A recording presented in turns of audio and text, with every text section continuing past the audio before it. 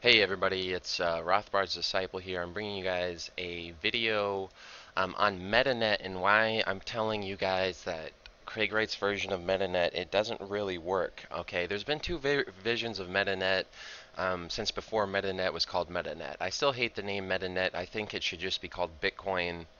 I don't know why we keep introducing new fucking words into this. It just confuses newcomers. They have to learn what Bitcoin is. They have to learn what MetaNet is, and it's just stupid to me.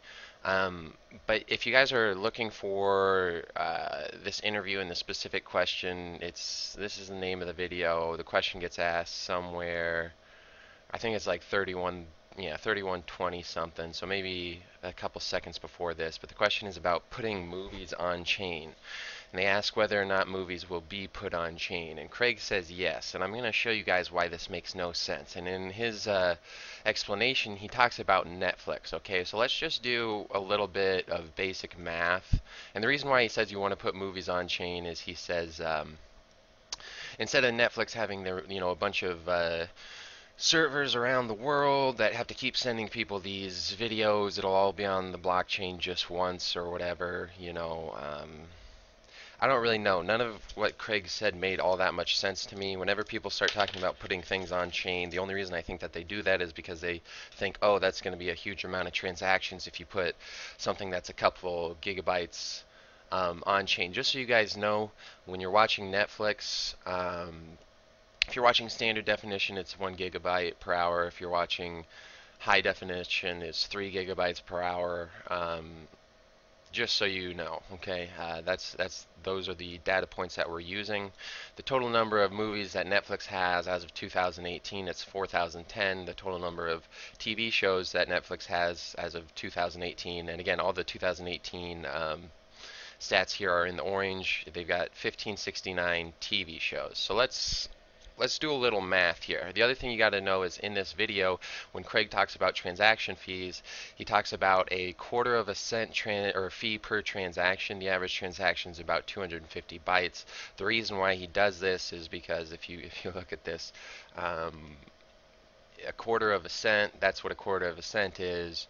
Um, Obviously he picked a nice easy number that's easy for math, okay, because if your average transaction is 250 bytes, that actually means that per byte you're spending 1/100,000th of a dollar, okay, which would be 1, 2, 3, 4. This is how much you're paying per byte, okay, that's 1 cent, so you're doing 1/1000th of a cent per byte. Alright, so now let's do the math, okay, so if Netflix has 4,010 movies, right? Um, in each movie, again, it's about 3 gigabytes per hour for high definition. We're just going to go with high definition because I'm assuming that, the standards are going to keep increasing. So if we want to be talking about what we're going to be doing in the future, we're not going backwards in terms of definition or like the standard definition for movies. Because if Bitcoin forces you to go backwards to lower quality standards, that's mentally retarded, okay? So if it's 3 gigabytes per hour, that means your average movie is 2 hours, so that's 6 gigabytes, okay? So a gigabyte is 1 billion bytes, right? Because it goes from bytes to kilobytes to megabytes to gigabytes, okay? So if we have 6 gigabytes for a movie, take this number again, it's 1/100,000th of a dollar per byte, and we've got 6 billion bytes, right? For your high definition movie. Uh-oh. So that's $60,000 to put any movie on chain. You guys see what I'm saying here when I've been telling you guys that like it's not economically viable.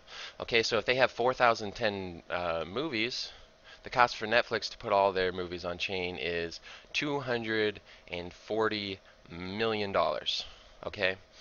This is stunning. This is absolutely stunning. Now, again, the whole reason that they said they'd want to do this is so that they don't have to have servers all over the world. But do you think it's better for them to have servers over the world, or is to spend $240 million to put their movies on the chain? Now, if we go to TV shows, this actually gets way worse with the TV shows, because TV shows, they have multiple seasons, and we're going to lowball this TV show number. We're going to say the average number of seasons on a TV show is 3. Let's say they got 16. Let's just say they got 16 episodes per season. Yeah, and there's 3 seasons. Each episode's 30 minutes long. Just so you guys know, Netflix usually picks the most popular TV shows, which means they have a lot more than 3 seasons. But let's just say it's 3 seasons of 16 episodes. So you got 48 episodes. They're each 30 minutes long. So you divide this by 2. That's 24 hours worth of viewing per TV show, right? And so there's 3 gigabytes per hour of standard definition or of high definition video, and so that's 72 gigabytes, right, per TV show. Okay, so we've got 1,569 movies. Or wait, just a second. Let's go back to the cost per byte again. It's 1/100,000th of a dollar. Okay, we've got 72 gigabytes, and again, a gigabyte is a billion bytes, so 72 billion. That's $720,000 to put a TV show on chain, and we've got 1,569. You guys see that number?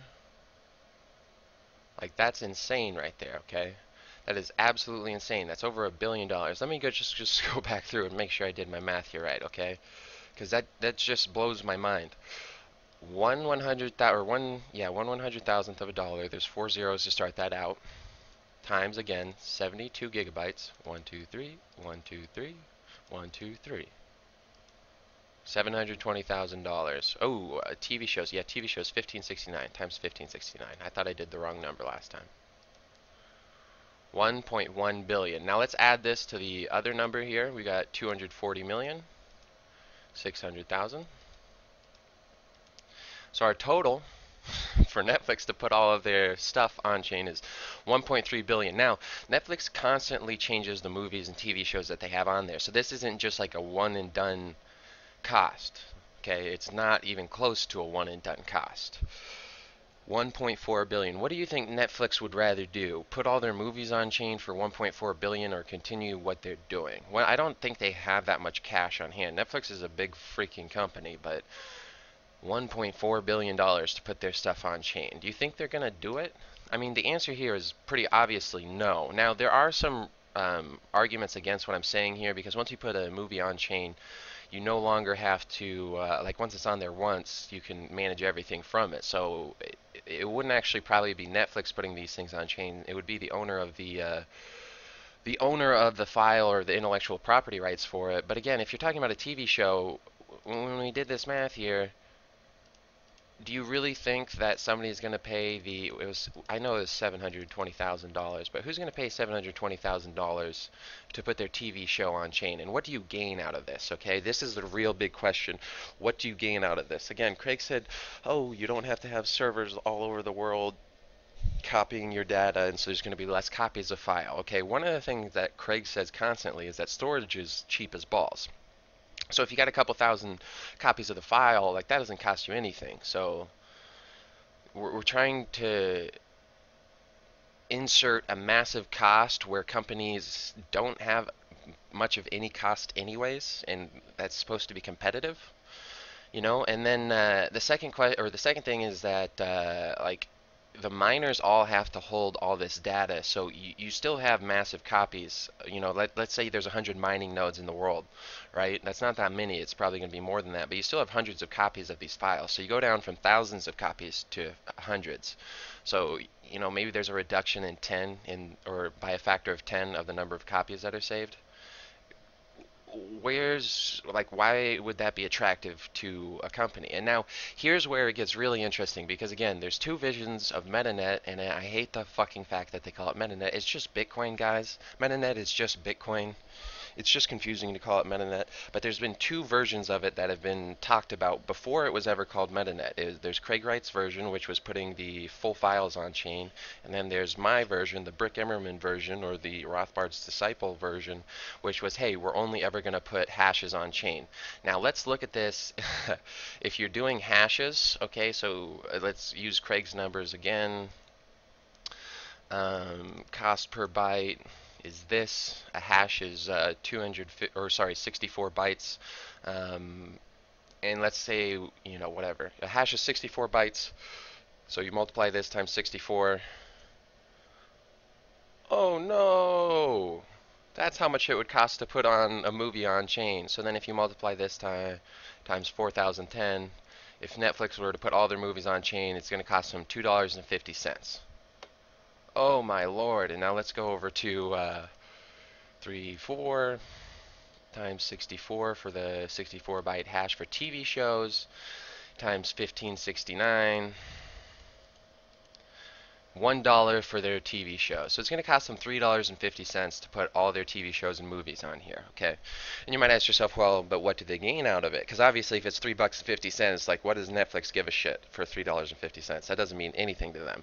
What do they gain, okay? One thing that I want you guys to notice here, and again, because I've been talking about this for a long time, how just using hashes on chain can completely revolutionize how movies, like the way movies are sold to the consumer. I've talked about it before for DVD sales, but let's talk about it for Netflix here, right? So one thing you'll notice on the trends for Netflix is that the movies, they actually keep removing movies, all right? And they're moving over to TV shows. Now, why would they do this? The reason is because you can't, if you're offering a streaming service like Netflix, which is subscription based, you like movies aren't, they're never going to be a very good revenue generating product, okay? Because the problem is that if you're paying $5 a month, you watch that movie once or whatever, don't watch it again, you're not going to get as much money from a movie as if you just completely sold it, okay? So if Netflix really wants to get into the movie business, because generally speaking, these 4,000 movies Netflix has, like if you've ever used Netflix movies, they're not even the best movies, okay? So what can Netflix do to start competing in the movie industry, and how can hashes help them, right? Okay, so if Netflix wants to start offering better movies, like, and they actually want to charge people per movie, like, let's say they offer something, a big blockbuster movie, maybe the new Aquaman movie or whatever, you know, because the new Aquaman movie is never going to get on Netflix. None of those big movies are ever going to get on Netflix. So if Netflix wants to offer these, what they can do is they can have a hash of the movie, right? And they can have a hash of the movie on chain. The one thing that they can do for consumers that would really make the consumers be more interested in buying these movies from Netflix is they can do two things. One, they can offer a little bit of a tease of the movie where they say, "Hey, look, we'll allow you to watch the first half of the movie, or maybe it's even the first, you know, 3/4 of the movie, and you only have to pay $1, you know, to watch the first 3/4 of the movie. But if you want to watch the rest of the movie, you got to pay an extra, whatever, make it $4 to be a $5 total to watch the movie." Okay, and so that's one that's very interesting because um, it allows people to test out watching movies without having to pay a full price, because a lot of consumers get pissed off when they start watching a movie and it sucks and they're like, I shouldn't have ever paid for this. So it gives them that initial watching of the movie to see if they actually want to finish it, right? So you give them a low cost way to actually watch the movie or watch part of the movie just to see if they want to finish it, okay? And if you let me look this up, Toku Protocol. Okay, so the Toku protocol is something that was on Keyport, and the Toku protocol allows for something called, you guys can look this up. Um, Let me see if I can open up a white paper here for this. I think this is a white paper. Yeah, the Toku protocol allows for something called forward secrecy, okay? So forward secrecy means that when you send a message to somebody, and this message can contain any sort of payload so long as it's just a digital payload, but it allows or it sends this payload of information with the key, right? The key unlocks the payload, right? Or technically speaking, that's the way they do it. The key can unlock anything. So, like, let's say you send an encrypted movie file to someone, and then you send the key to them through Toku, right? And a forward secret protocol means that eventually that key gets destroyed. So not even the person who received the message will be able to open the message later on. Okay, and so we already have the tools to send a movie to someone that they can only watch for a certain amount of time. Or you can do this in another way where, you know, when somebody first buys a movie from Netflix, again and again, we're talking about them actually purchasing movies, you could send them two files. Maybe one file is the video that's just, you know, an hour of the movie, or maybe an hour and 20 minutes of the movie, and the movie is 2 hours long, so it's not the full movie, and you send them the key to that, but it's a forward secret key, so you can only watch that for a limited amount of time, right? And then you could, if they want to, they can buy the full movie, you send them the full movie, and then you give them the key for that forever. But beyond this, beyond just giving people a taste of what these movies are, and again, the whole reason why you can do this with hashes as opposed to putting files on chain, I've showed this before, but when you take a hash, like, um, you can take a hash of any file, right? And let's say you have some sort of contract that just says with Netflix, if you purchase this movie in full, you can purchase a DVD version of this movie from any store for $1. Okay. And now a lot of you guys are going to say, well, like, how does this work? And again, it works because of the blockchain. Okay, so like, let's you include this contract or some version of this contract right here with the movie that you sell them from Netflix, and then you say, okay, now you can buy copies of this DVD at a store for a much lower price, because again, the whole way you make money with movies is you got to get them to purchase that initial intellectual property. DVDs, when you create a DVD, like a physical DVD, the cost of that's a couple cents. Okay, so you can sell them for a very low price. The problem is that you got to make sure that they're paying the first initial price, which pays for the intellectual property of creating that movie, because all the costs for creating a movie have nothing to do with manufacturing, nothing whatsoever. Okay, and again, because if you have this hash done on a blockchain, the way that this works is, again, when you go to Walmart, or maybe you go to Best Buy, maybe you go to Kmart, any place that sells movies, when you go there, if you have on chain in one of your SPV wallets a transaction that has a hash, that has this contract associated with it, and you go up to the store and you go to buy this movie, they can just very quickly, all that they have to do is look to see if you have this. Technically speaking, Netflix would give you a token when you purchase this movie, but they would just look to see, do they have the token showing that they've already bought this movie from Netflix. If they do, then that store knows for a fact, without having to check Netflix databases, without having to trust Netflix, they know for a fact that you've already purchased this movie from Netflix. Okay, so if you've already purchased it from Netflix, then that means that you're contractually guaranteed to this next movie at a lower price. Okay, and that's the magic of a blockchain, is that it's a database spread amongst businesses. So each business can reference deals you have with that other business. And so the owner of the intellectual property can say they make the deals with each and every business simultaneously. Okay, so the owner of the intellectual property could have the same deal with, like, Walmart. Like, let's say you go to Walmart and you buy a copy of a movie. Maybe, again, let's talk about the Aquaman movie. Maybe you go and buy the Aquaman movie at Walmart for, technically speaking, Aquaman's a newer movie, so it's going to be more than $5. Maybe you pay $10 at Walmart, and then you go to Netflix maybe, and like maybe you want to watch it on Netflix because you're away from home. Now again, so long as you have a token from Walmart, and again, the token, each token that you're going to do, again, if we're looking at this, using the numbers that Craig Wright provided, 64-byte transaction, this is how much each token is going to cost them to create.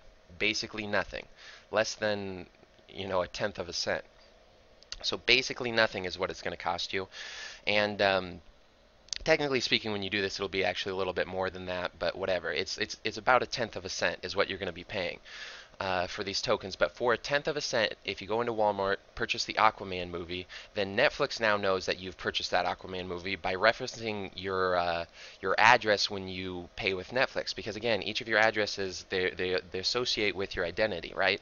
And so if you've already purchased a movie from Walmart, then Netflix knows, hey, they've already purchased this movie from Walmart. If you want to purchase this movie from us, like let's say you go on vacation, you don't have your physical DVD with you, but you still want to watch the movie, then you can go onto Netflix and be like, hey, I've already purchased this physical movie before, so I just want to purchase a copy of it, and they can allow you to purchase it for a lower price. Because again, let's say the movie for Aquaman, it's $10 no matter where you buy it, but they have a deal saying that if you've already purchased it once, you can purchase additional copies for a lower price. Because again, this benefits the person selling it because it makes more people want to buy it, and it's the initial purchase that you want to make your money back off of.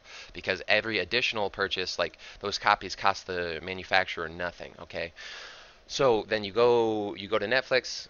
Netflix checks your addresses. It sees that you have a token from Walmart saying that you've purchased this movie already, and then instead of paying the full price on Netflix, you pay a much smaller price. Okay, and so this allows Netflix to expand, because again, right now, Netflix, their movies sort of suck. They've only got 4,000 of them.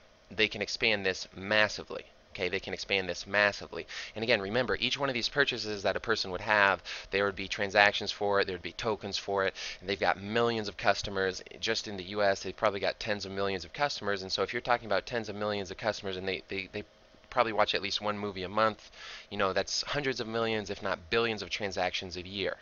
Okay, hundreds of millions, if not billions, of transactions a year. And if we look at the SV blocks here, a lot of these blocks have no transactions. When it says one transaction, that's the Coinbase transaction. Okay, that means that we had no transactions this block. So we've got this massive market. Again, Netflix would love to expand their movies, and you can allow them to expand their movies if you give them a way to offer deals not only within their own company, but shared between companies.